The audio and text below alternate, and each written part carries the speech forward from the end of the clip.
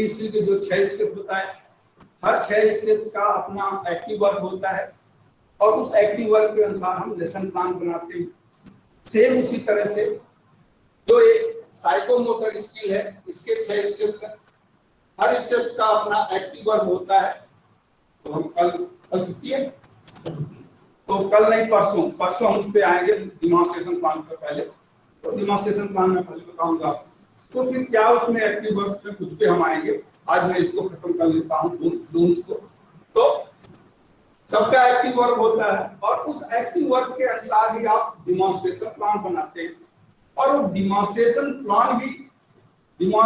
Plan का वह active work भी डिसाइड करता है कि इसके द्वारा आप विद्यार्थी के व्यवहार में क्या परिवर्तन चाहते हैं और ये परिवर्तन कैसे संभव होगा, वही आप कार्य करके, यानी विद्यार्थी सोल्डरिंग कैसे कर देगा, हाउ टू सोल्डर, वो आप बताएंगे, वो आप बताते हैं। तो ये स्टेप्स इसके।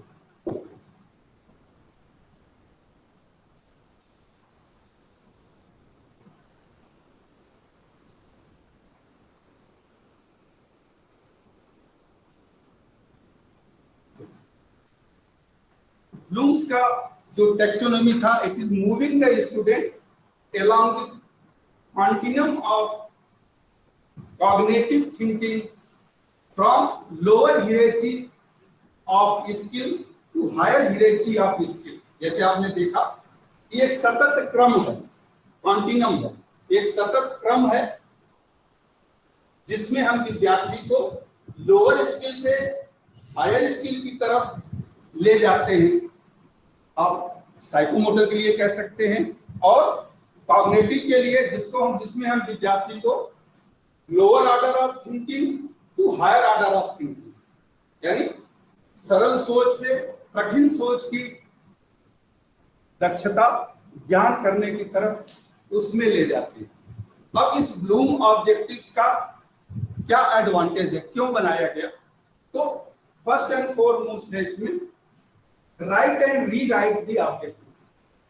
जो लेसन प्लान और डिमॉन्स्ट्रेशन प्लान में आप उद्देश्य बनाते हैं, ऑब्जेक्टिव लिखते हैं, ऑब्जेक्टिव में जो आप एक्टिव वर्क लिखते हैं, उसको बनाने में, उसको सुधारने में, उसको बनाने में गलत हो गया तो उसको सुधारने में ये बहुत यूजफुल होता है। यानी right and rewrite the objective.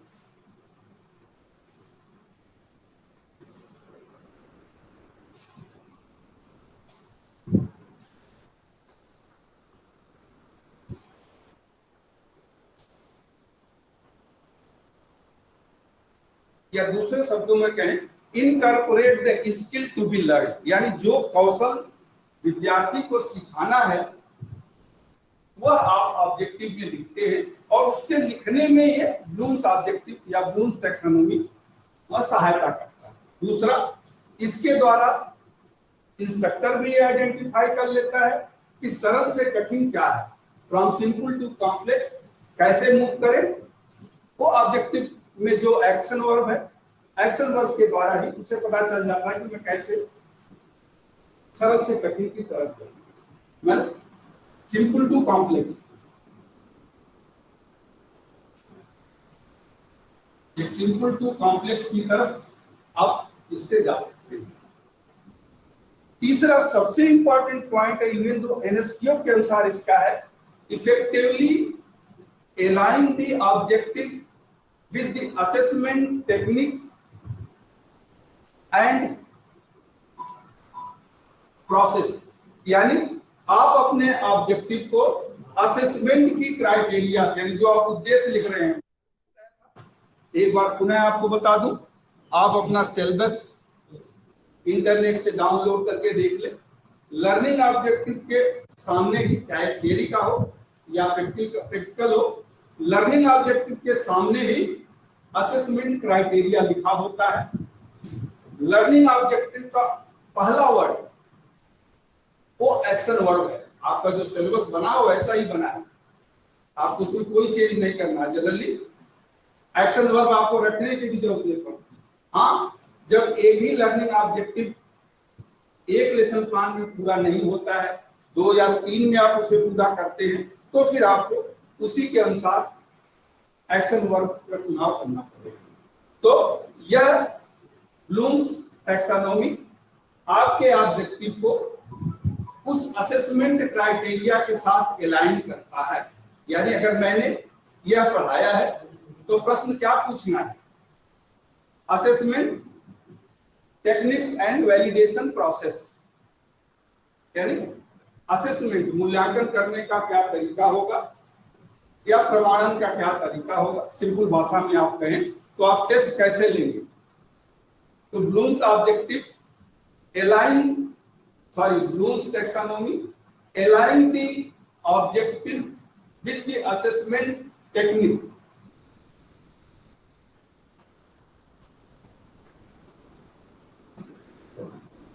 Align objective with assessment.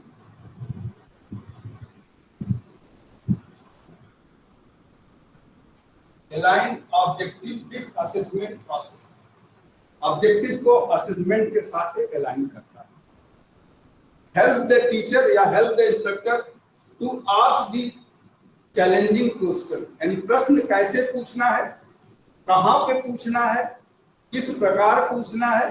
कि लेसन प्लान और डिमॉन्स्ट्रेशन प्लान अगर आप अच्छी तरह बनाना जानते हैं, आस्क चैलेंजिंग क्वेश्चन,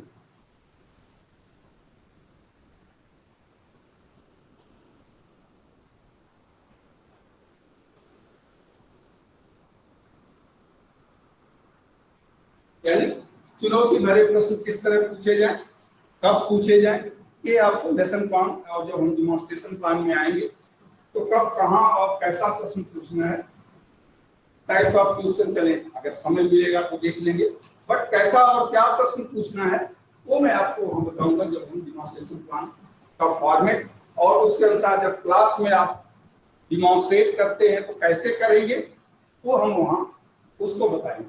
तो ये ब्लूम्स ऑब्जेक्टिव का, ब्लूम्स टैक्सोनॉमी का चलिए हाँ पानी ठीक है आधा वही वाली पानी।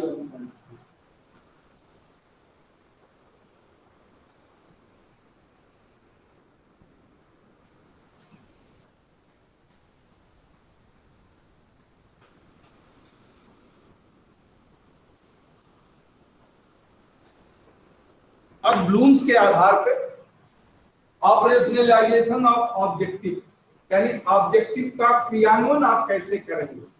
मैंने कहा ना कि जब आप ऑब्जेक्टिव लिखेंगे, लेसन प्लान में भी आप देख लें तो ऑब्जेक्टिव का पहला वर्ड आपका एक्शन वर्ड होता है।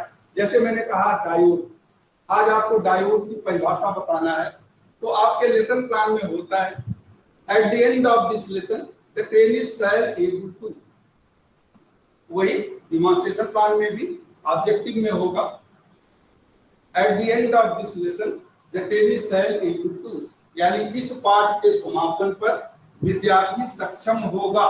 सपोज डिफाइन द डायोड और tell the definition of diode।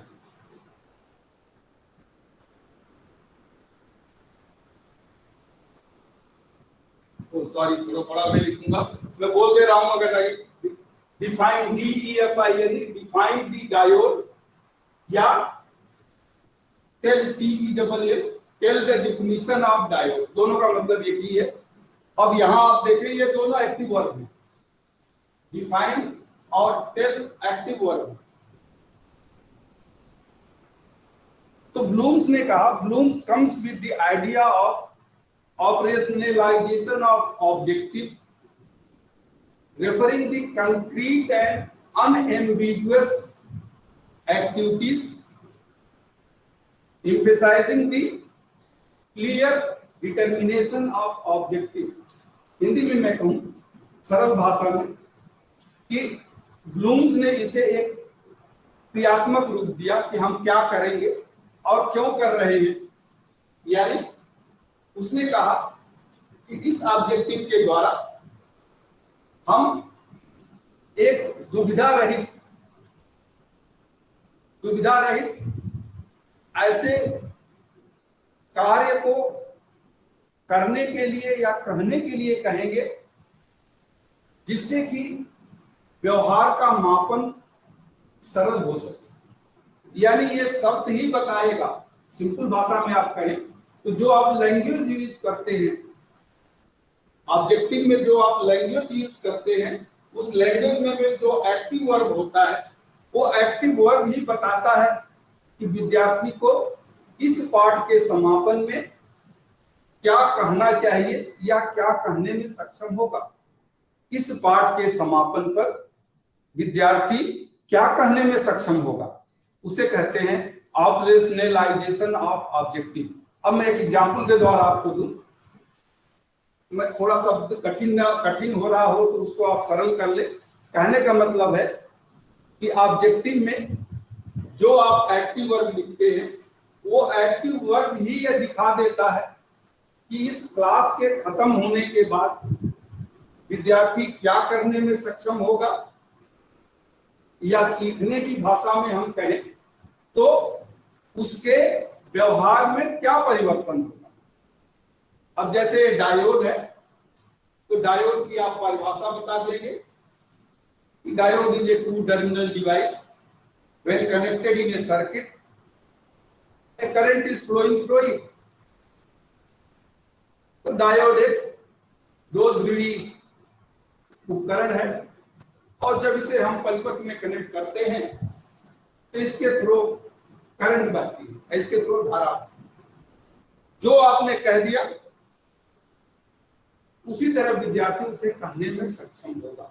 इसलिए इन एक्शन वर्ब्स को जैसे डिफाइन हो गया, डिस्क्राइब हो गया, एक्सप्लेन हो गया, टेल हो गया, वेरीफाई हो गया, कौन बताएंगे आपको, ये सब एक्टिव वर्ब्स हैं।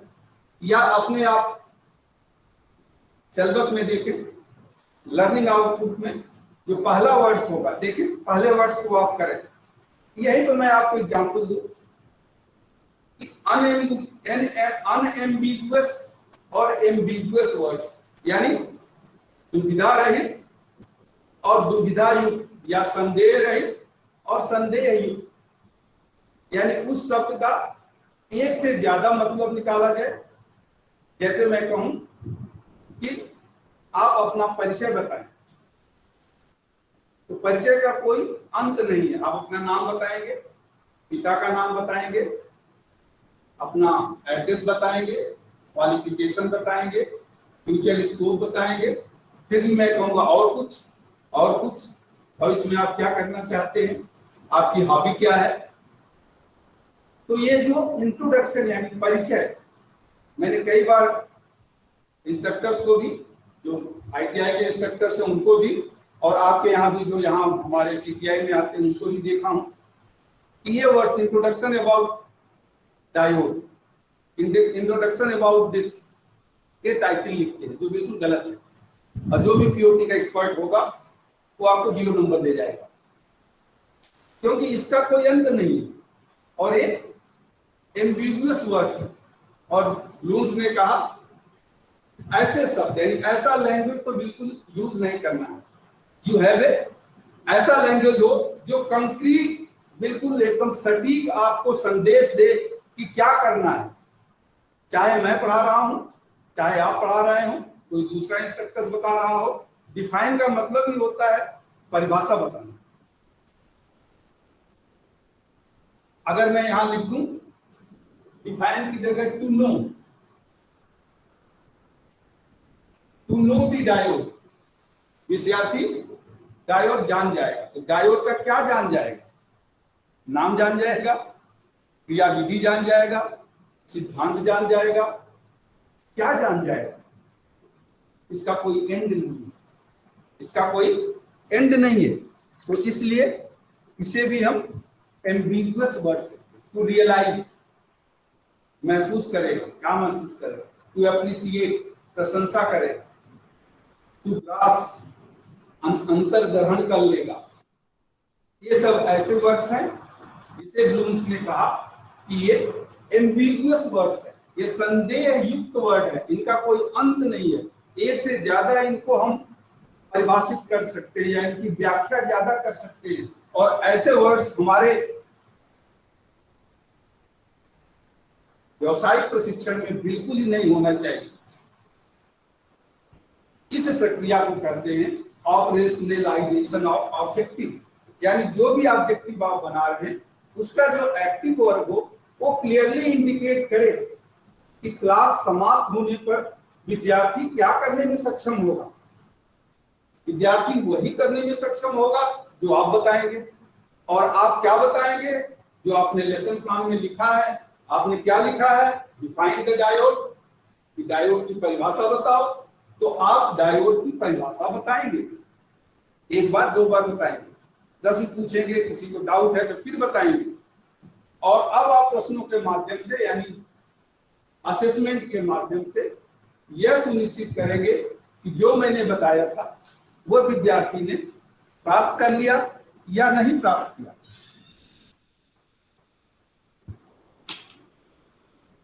ठीक है, इसमें कोई डाउट?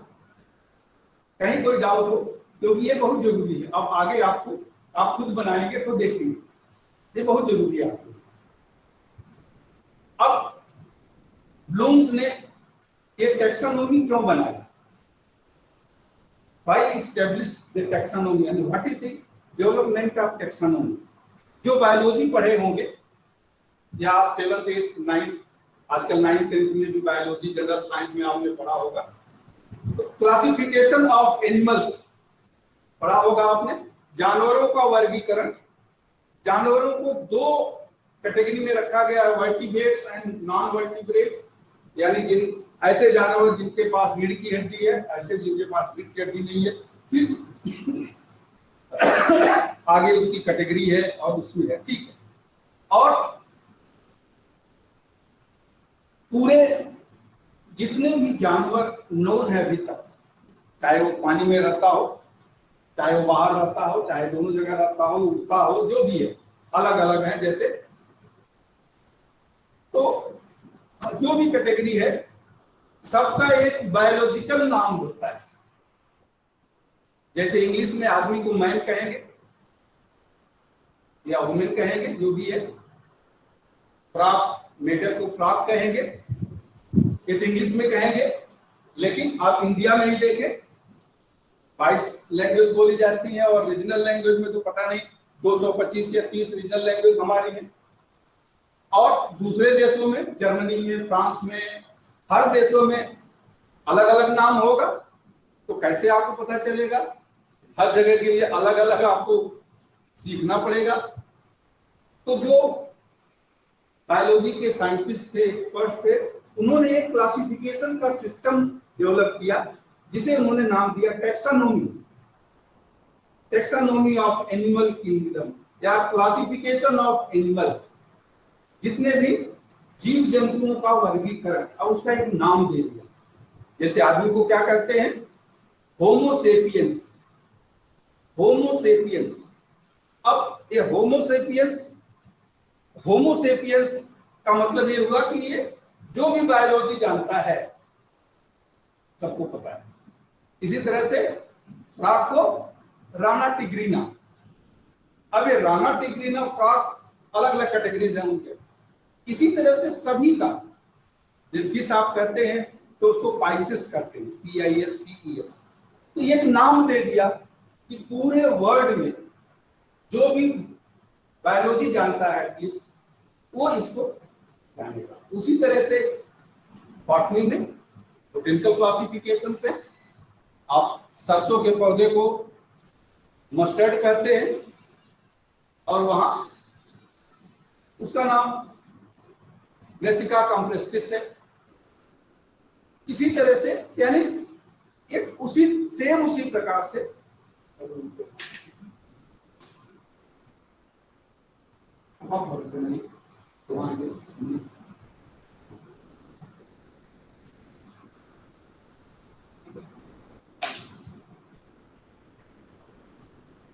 उसी प्रकार से ब्लूम्स ने कहा कि चाहे वो इंडिया में पढ़ाया जाए लेसन प्लान, चाहे अमेरिका में पढ़ाया जाए, ऑल ओवर वर्ल्ड कहीं पढ़ाया जाए, जो भी पीओटी का एक्सपर्ट होगा या जो भी रियल में टीचर होगा जिसे कुछ भी पेडागोगी का नॉलेज होगा, एटलीस्ट वह इस एक्शन वर्क और एक्टिव वर्क क्या होता है, क्या इसका इंपॉर्टेंस है, कहां कब और कैसे इसका उपयोग करना है, ये उसको जरूर आना चाहिए।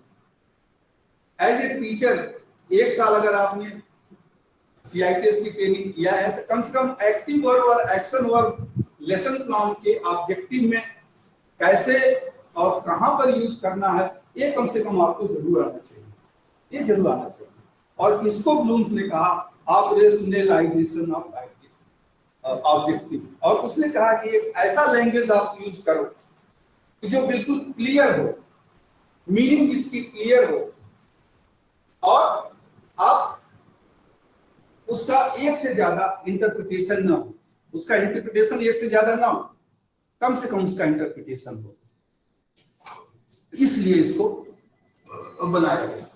और ब्लूम्स ने ये जो टैक्सोनॉमी या क्लासिफिकेशन डेवलप किया, ये इंस्ट्रक्टर्स को हेल्प करता है टू इस्टेब्लिश ए लैंग्वेज। जैसे ये लैंग्वेज ही तो है, आप हिंदी में कहें या इंग्लिश में कहें, जो भी है, to establish a language between different kinds of objective.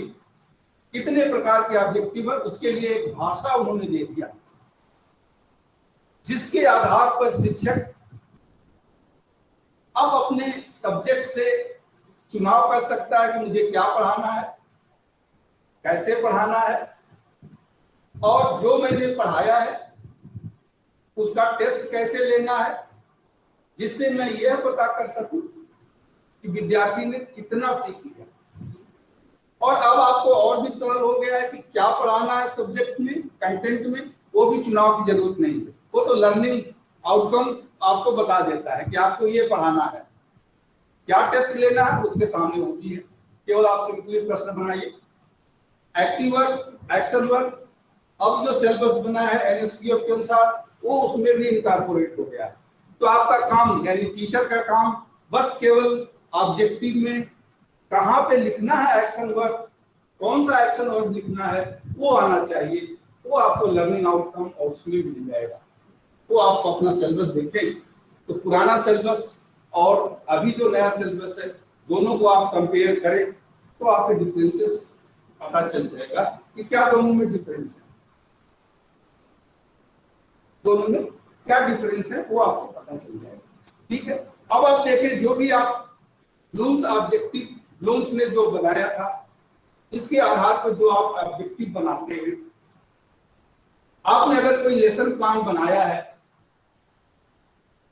Suppose उसमें 3 ऑब्जेक्टिव कि डायोड की परिभाषा क्या है, डायोड का सिद्धांत क्या है, डायोड का वर्किंग प्रोसेस क्या है, तो परिभाषा के लिए आप डिफाइन लिख सकते हैं या टेल लिख सकते हैं, और डिस्क्राइब द प्रिंसिपल, प्रिंसिपल के लिए डिस्क्राइब लिख सकते हैं, और एक्सप्लेन लिख सकते हैं वर्किंग प्रोसेस के लिए। तो ये एक्सप्लेन, डिस्क्राइब, टेल, डिफाइन, ये सब एक्टिव वर्ड है, और ये active word according to the जो मैंने कॉग्निटिव स्किल आपको बताया, पहला जो नॉलेज है ये नॉलेज और कॉम्प्रिहेंशन के पार्ट्स हैं।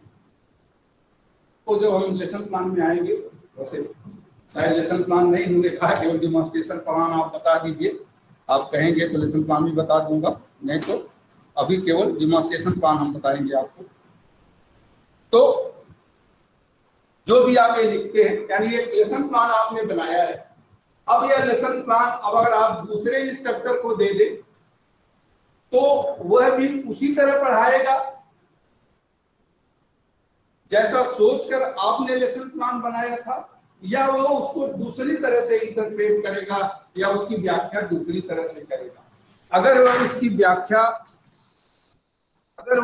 व्याख्या दूसरी तरह से करता है जैसा आपने बनाया था, इसका मतलब आपका लेसन प्लान सही नहीं है, आपका डेमोन्स्ट्रेशन प्लान सही नहीं है, कहीं न कहीं इसमें कमी है, उसमें सुधार की जरूरत है, कहीं न कहीं इसमें कमी है, उसमें सुधार की जरूरत है। ठीक है, दूसरा क्या आप लेसन प्लान बनाने के बाद यह कह सकते हैं कि मैंने ऑब्जेक्टिव पूरा कर लिया, यानी मैंने आज अपना लेसन प्लान डायोड का परिभाषा, सिद्धांत और कार्यविधि पढ़ाने के लिए बनाया है, तो क्लास समाप्त होने के बाद क्या यह आप इंश्योर कर सकते हैं कि मेरा ऑब्जेक्टिव सक्सेसफुल रहा? And can you test the objective after completion of the class? यदि हाँ, तो आपका प्लान सही, तो हाँ, आपका प्लान बिल्कुल सही है। जो भी इसको आपके लेसन प्लान को पढ़ेगा वह उसको उसी तरह से इंटरप्रेट करेगा, अप्रॉक्सीमेटली जैसा, लगभग वैसा ही उसकी व्याख्या करेगा जैसा सोचकर आपने बनाया था। अगर ये है तो आपका लेसन प्लान और डेमोंस्ट्रेशन प्लान सही है और आप सही दिशा में चल रहे हैं, सही तरह से उसका पालन हो रहा है, सही तरह से उसको आप आगे बना रहे हैं, कर रहे हैं। तो ये ब्लूम्स का एक ऑब्जेक्टिव है। ब्लूम्स ने इस ऑब्जेक्टिव के आधार पर ये बनाया था और इसके आधार पर इसको बनाना है।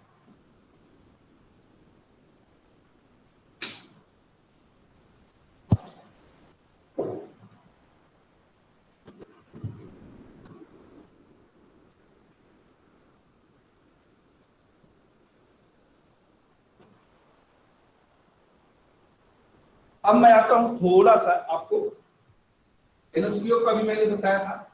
एनएसक्यू के आधार पे जो हमारा सिलेबस होता है थोड़ा सा आपको जानना चाहिए, क्योंकि लेसन प्लान, डेमोंस्ट्रेशन प्लान आप लर्निंग आउटकम से बनाते हैं, तो इस सिलेबस को उन्होंने कैसे, जब वो डिफाइन करते हैं तो सिलेबस को कहां से किस लेवल पे, ऊपर से नीचे कहां तक ले जाते हैं।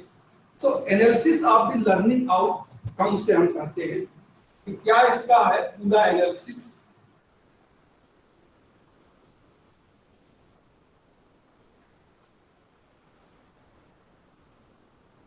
यानी लर्निंग आउटकम इस पूरे जो एक क्रम है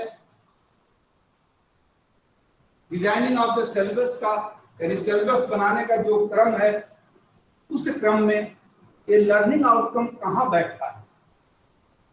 अगर आपको आइडिया हो या फिर आप नेट पर सर्च कर लें, एनएसडीसी, अगर आप नेशनल स्किल डेवलपमेंट कॉर्पोरेशन, हमारे स्किल डेवलपमेंट मिनिस्ट्री का ही एक पार्ट है, बट उसमें सभी इंडस्ट्रीज के रिप्रेजेंटेटिव्स होते हैं, जो एसएससीज उनके होते हैं, तो आप देख लें तो उसमें होते हैं। अपने डिटेल्स में जाऊंगा तो हम उधर चले जाएंगे। इंडस्ट्रीज, और आज इंडस्ट्री एनएसडीसी ने ही इस सिलेबस को, यानी एनएसक्यू ऑफ अलाइनमेंट में एक काफी इंपॉर्टेंट रोल प्ले किया है, तो काफी कुछ उससे कनेक्टेड है। लर्निंग आउटकम भी उन्हीं का दिया हुआ पार्ट। तो ये जो ऊपर से नीचे तक एनाटॉमी है इसका जो विच्छेदन है लर्निंग आउटकम का, वो इस प्रकार है। शुरू होता है ऑक्यूपेशन से। अभी देखिए, ऑक्यूपेशन वर्ड हमारे ट्रेनिंग में नया था, पहले शायद आप भी नहीं सुने हो, बट ये इंडस्ट्रीज में बहुत फेमिलियर है। कहीं भी आप जाएंगे व्हाट इज द ऑक्यूपेशन, तो ऑक्यूपेशन क्या होता है? Occupation it is a set of job role. Job role का एक सेट है which perform similar or related function in the industries। किसी भी इंडस्ट्रीज के जॉब रोल जो एक समान काम करते हैं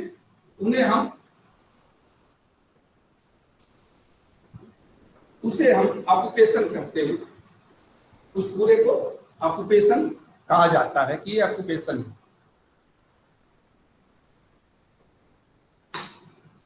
फिर इसके बाद आता है जॉब रोल।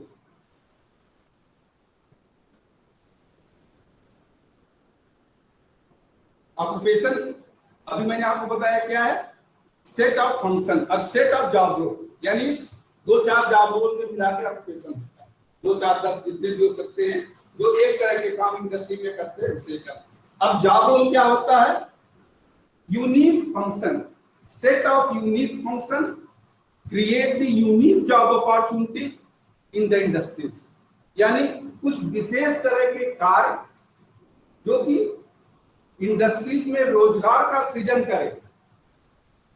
विशेष तरह का कार्य में चाहे तो आप लिख भी सकते हैं, क्योंकि जॉब रोल अक्सर फ्रिक्वेंटली यूज होगा, कहीं आप देखें तो जॉब रोल का काफी चर्चा होती है। तो यूनिक तरह के फंक्शन, जो एक यूनिक यानी विशेष तरह के कार्य जो कि इंडस्ट्रीज में विशेष रोजगार का सृजन करे, उसे हम जॉब रोल। अब आता है learning output, LO। Learning output, हाँ बोलिए सर। जॉब रोल का डेफिनेशन लिखवा देंगे एक बार फिर से। हाँ हाँ बिल्कुल बिल्कुल, जॉब रोल आप लिख लीजिए। एक विशेष तरह का कार्य जो इंडस्ट्रीज में विशेष रोजगार के अवसर का सृजन करता है। A set of unique function create the unique job opportunity in the industries. Create the unique job opportunity, उसे हम जॉब, और इस जॉब रोल को आप मिला दें तो ऑक्यूपेशन हो जाता है। ये बहुत बड़ी लिस्ट है, 25-30 की लिस्ट है, तो उतना मैं आपको नहीं जाऊंगा। एक दिन टाइम मिलेगा तो पूरा इसको आपको पूरा मैं ऊपर से नीचे तक 30 है, 1-1.5 घंटे लगेगा, हम उस पर डिस्कस कर लेंगे। बट शॉर्ट में कभी, क्योंकि कोई NSDC या सेक्टर स्किल काउंसिल का, मान लीजिए कल आप यहाँ गवर्नमेंट का जॉब न मिले, इंस्ट्रक्टर नहीं मिले, जो ट्रेनिंग प्रोवाइडर्स NSDC के हैं उनके जगह जगह ट्रेनिंग सेंटर्स हैं, हो सकता है आपको कल वहां अपॉर्चुनिटी मिल जाए, आप वहां जाके पढ़ाएं, तो वहां आपको ये सब मिलेगा। इसलिए कम से कम कुछ नॉलेज आपको होना चाहिए कि लर्निंग आउटकम कल मैंने आपको बताया विच रिप्रेजेंट्स दी, कल मैंने परिभाषा भी बताया था, which represents what the learner know यानी knowledge, understand, comprehension and able to do at the completion of the course. यानी किसी पाठ्यक्रम के समापन के बाद या किसी प्रशिक्षण के समापन के बाद विद्यार्थी के पास क्या ज्ञान होगा, क्या समझ होगी और वह क्या करने में सक्षम होगा, उसे लर्निंग आउट करते हैं। ठीक है, उसे लर्निंग